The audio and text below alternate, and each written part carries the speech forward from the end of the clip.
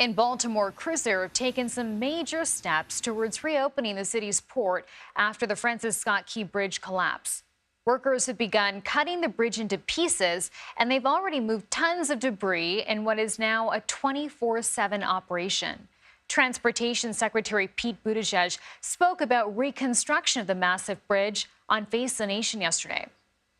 We haven't received estimates on that yet either. I can tell you the original bridge took about 5 years to build, but that doesn't necessarily inform us about the timeline on the reconstruction. A lot goes into how that reconstruction will be designed, how the process is going to work. Right now, we don't fully know everything we need to know about the condition of the portions of the bridge that did not collapse. Nicole Skanga is in Baltimore with more.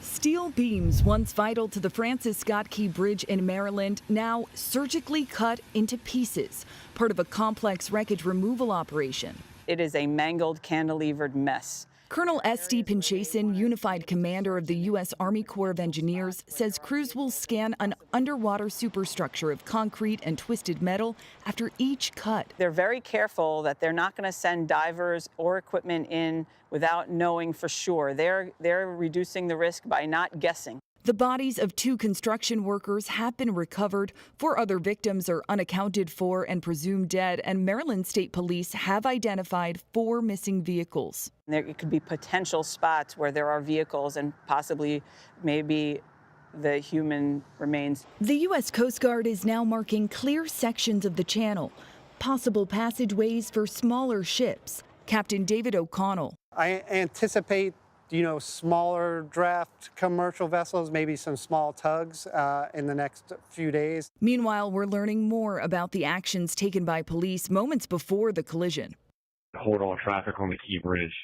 There's a ship approaching that just lost their steering. They are heroes. They truly are. The head of the Maryland Transportation Authority Police Union credits 3 officers for their quick measures to stop traffic, saving dozens of lives. When they stopped traffic, there was at least 25 to 30 vehicles stopped behind them each. Had these officers delayed even seconds longer, more people would have died.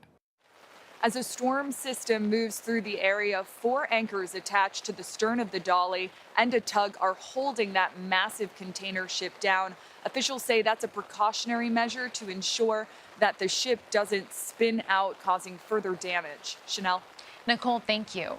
CBS News Baltimore reporter Alexis Davila is covering the bridge collapse and joins us now from Dundalk, Maryland. Thanks for being with us, Alexis. Walk us through today's operation. How will this work? Well, we are expecting some changes, especially today because of this rainstorm we're dealing with. We had lightning and thunder early this morning, so we're still working to learn some updates on what the crews will be able to do. But we do know that the crews were able to secure the cargo ship and hunker it right down. That way it doesn't move in that surrounding area, destroying any more. And also that this storm won't be swaying it in any direction as well. But another piece of information that we're really excited about to hear is this idea of creating some new routes. Hopefully so that way we can create some vessel flow into the Port of Baltimore and start to regain some loss that we have in terms of the economic hit from that vessel traffic being halted.